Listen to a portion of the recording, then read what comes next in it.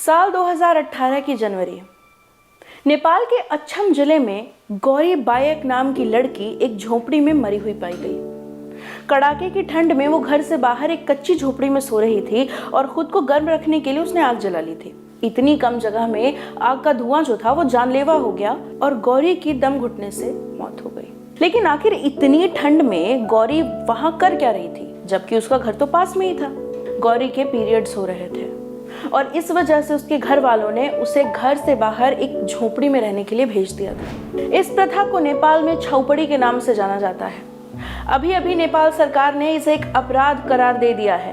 पिछले साल अगस्त में इससे जुड़ा कानून पारित हुआ था, जिसे 1 साल के बाद लागू होना था।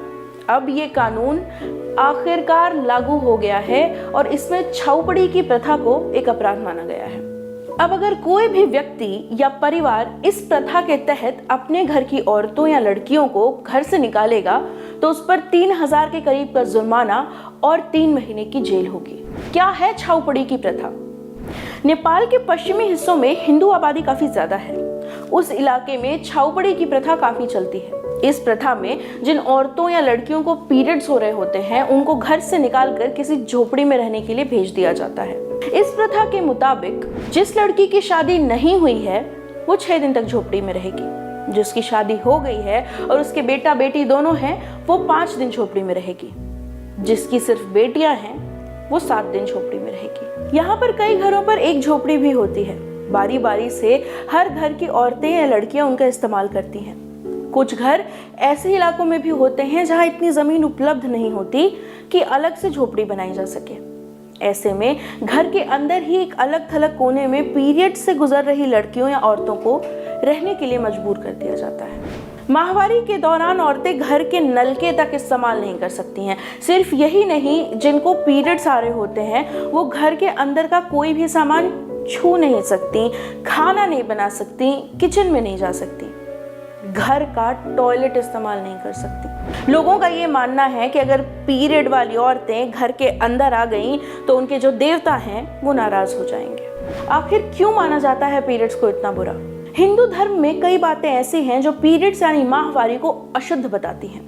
सिर्फ हिंदू धर्म में ही नहीं बल्कि इस्लाम और ईसाई धर्म में भी पीरियड्स को लेकर कई मान्यताएं हैं। लेकिन चूंकि छाउपड़ी हिंदू आबादी द्वारा मानी जाने वाली प्रथा है, इसलिए हम यहाँ पर उस कहानी पर फोकस करेंगे जहाँ से शुरुआत हुई माहवारी को अशुद्ध और हानिकारक मानने की। इसके पीछे हिंदू माइथोलॉजी में एक कहानी है।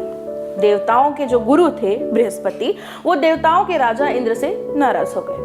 इसका फायदा उठाकर असुरों ने देवलोक पर हमला कर दिया। इंद्र जाकर कहीं छुप गए। इसका हल निकालने के लिए वो ब्रह्मा के पास गए। ब्रह्मा ने कहा कि अगर उनको अपना राजपाट वापस चाहिए तो उनको एक ऋषि की सेवा करनी पड़ेगी। अगर वो ऋषि खुश हुए इंद्र की सेवा से तो इंद्र को अपना राजपाट जो है वो वापस मिल जाएगा। इंद्र विश्वरूप नाम के साधु की सेवा में लग गए। लेकिन इंद्र नहीं जानते थे कि विश्वरूप की माँ एक असुर थी। इस वजह से विश्वरूप जो हवन सामग्री थी वो असुरों को दे दिया करते थे। ये जानने के बाद इंद्र को बहुत गुस्सा आया। उन्होंने उसी गुस्से में विश्वरूप की हत्या कर दी। लेकिन विश्वरूप ब्राह्मण थे तो उनकी हत्या की वजह से इंद्र पर ब्रह्म हत्या का पाप लग गया। उन्होंने भगवान विष्णु के पास जाकर गुहार लगाई। विष्णु ने कहा कि आपको जो अपना शाप है ये ब्रह्म हत्या का, वो 4 हिस्सों में बांटना होगा। लेकिन जिसको भी आप ये शाप बांटेंगे या देंगे उसको आप एक वरदान भी देंगे। इस तरह इंद्र ने अपना जो शाप था वो पेड़ों, पानी, धरती और औरतों में बांट दिया। औरतों को ही इस शाप की वजह से माहवारी हुई। लेकिन वरदान ये मिला कि वो बच्चे पैदा कर सकेंगी और मर्दों से हमेशा ऊपर मानी जाएंगी। ये कहानी मुख्य रूप से हिंदी बेल्ट में चलती है। हिंदू माइथोलॉजी में इसे बहुत महत्वपूर्ण माना जाता है। इसके कई दूसरे वर्जन भी मिलते हैं।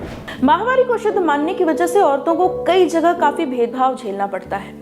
भारत में भी कई जगह ऐसी हैं जहां पर माहवारी से गुजर रही औरत या लड़की को अपने घर वालों के साथ खाना बैठकर खाने नहीं दिया जाता, खाने को या पौधों को छूने नहीं दिया जाता। कई लोग मानते हैं कि पीरियड्स के दौरान अगर अचार छू लिया जाए तो वो अचार खराब हो जाता है, जबकि ये सब कुछ सिर्फ अंधविश्वास है और कुछ नहीं। नेपाल की छाउपड़ी प्रथा ने औरतों का सिर्फ शारीरिक नुकसान ही नहीं किया है बल्कि मानसिक और भावनात्मक नुकसान भी किया है। माहवारी से जुड़ी भेदभाव वाली प्रथाएं जहां कहीं भी रही हैं, वहां पर औरतों, लड़कियों की आज़ादी और उनकी खुलकर जी सकने की जो संभावना है वो खतरे में पड़ी है। नेपाल की छाऊपड़ी प्रथा डरावनी इसलिए है क्योंकि इसको मानने के चक्कर में औरतें मर रही हैं। 2017 में 19 साल की तुलसी शाही झोपड़ी में सोने गई थी, सांप के काटने से मर गई। अमर सुनार नाम की ह्यूमन राइट्स एक्टिविस्ट ने लड़की के माँ बाप पर केस करने की कोशिश की, लेकिन ये कहा गया कि छाऊपड़ी की प्रथा को अपराध करार देने वाला कोई कानून नहीं है, इसलिए लड़की के माँ बाप पर भी कोई केस नहीं बनता। जहां तुलसी की मौत हुई, उसी जिले में 14 साल की लालसर बीका की मौत झोपड़ी में सोने की वजह से लगी ठंड से हो गई। अछम के district police inspector Badri Prasad Dhakal के अनुसार पिछले 9 सालों में 10 लड़कियां छाऊपड़ी की प्रथा निभाने के चक्कर में मर चुकी हैं। ये कानून क्या करेगा? ये कानून इस प्रथा को अपराध का दर्जा दे तो सकता है, लेकिन इसका मतलब ये कतई नहीं कि लोग इसे मानना बंद कर देंगे। यूनेस्को की रिपोर्ट के अनुसार नेपाल में 45% औरतें अनपढ़ हैं।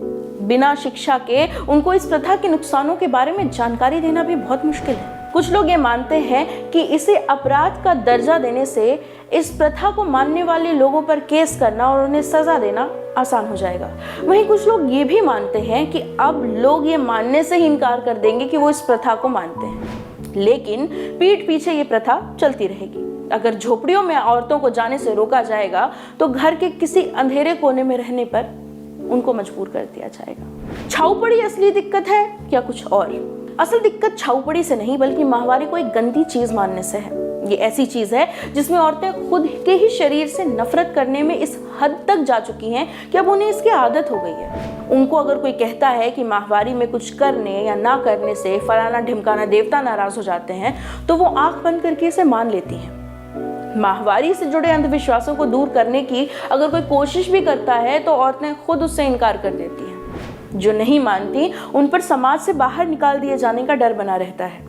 इस वजह से भी कई औरतें इन प्रथाओं को मान लेती हैं क्योंकि उनके पास दूसरा कोई उपाय नहीं होता। बिना खिड़की दरवाजों के ये जो झोपड़े होते हैं वो जेल से भी बुरे होते हैं। BRC नाम का एक NGO है जिसने वेस्ट नेपाल में छाऊपड़ी की प्रथा की वजह से नुकसान झेल रही लड़कियों को मेंस्ट्रुअल कप्स बांटे। साल भर में अधिकतर लड़कियों ने कहा कि चूंकि उनके शरीर से खून बाहर नहीं आता तो उनके घर वाले उनको साफ सुथरा मानते हैं और उनको घर के अंदर सोने देते हैं। चूंकि मेंस्ट्रुअल कप्स के इस्तेमाल में कुछ बार बार फेंकना नहीं पड़ता, शरीर से खून बाहर नहीं आता, तो स्मेल की दिक्कत नहीं होती। इन सभी वजहों से लड़कियों के स्कूल जाने में दिक्कतें घटी और उनको अपने ही घर में ज्यादा सहजता से रहना संभव हुआ। लेकिन असल दिक्कत फिर भी एड्रेस नहीं हुई इसमें लड़कियों के घर वालों की सहजता इसलिए है क्योंकि वो जान ही नहीं पा रहे कि लड़की पीरियड्स पर है। माहवारी को लेकर जो स्टिग्मा है वो तो फिर भी दूर नहीं हो रहा। लोगों को जागरूक करना गांवों में इसलिए ज्यादा मुश्किल हो जाता है क्योंकि वहां पर लोकल तांत्रिकों और बाबाओं का काफी असर रहता है। वो डरा धमकाकर लोगों को किसी भी नई चीज का इस्तेमाल करने से रोक देते हैं। अगर गांवों की इस दिक्कत का सामना करना है और छाऊपड़ी की प्रथा से सचमुच निजात पानी है तो गांव वालों के अंधविश्वास पर चोट करना जरूरी है। वो करता हुआ अभी कोई नजर नहीं आ रहा, लेकिन उम्मीद एक्टिविस्ट से ही रखी जा सकती है। नमस्ते, मैं हूं प्रेरणा, आप देख रहे हैं ऑर्डिनरी। अगर आपको हमारा ये वीडियो अच्छा लगा, इसमें जो हमने जानकारी दी वो आपको पसंद आई, तो हमारा फेसबुक पेज है ऑर्डिनरी के नाम से, उसे लाइक कीजिए। हमारा यूट्यूब चैनल है ऑर्डिनरी के ही नाम से, उसे सब्सक्राइब कीजिए। आपको हमारे ये वीडियो सीधे मिलेंगे। आप बेल आइकन प्रेस करेंगे तो डायरेक्टली सारे वीडियोस की नोटिफिकेशन आप तक जाएगी। और अगर आप हमसे जुड़ना चाहते हैं तो हमारी वेबसाइट है www.ordinary.in, उसे विजिट कीजिए। बहुत बहुत शुक्रिया।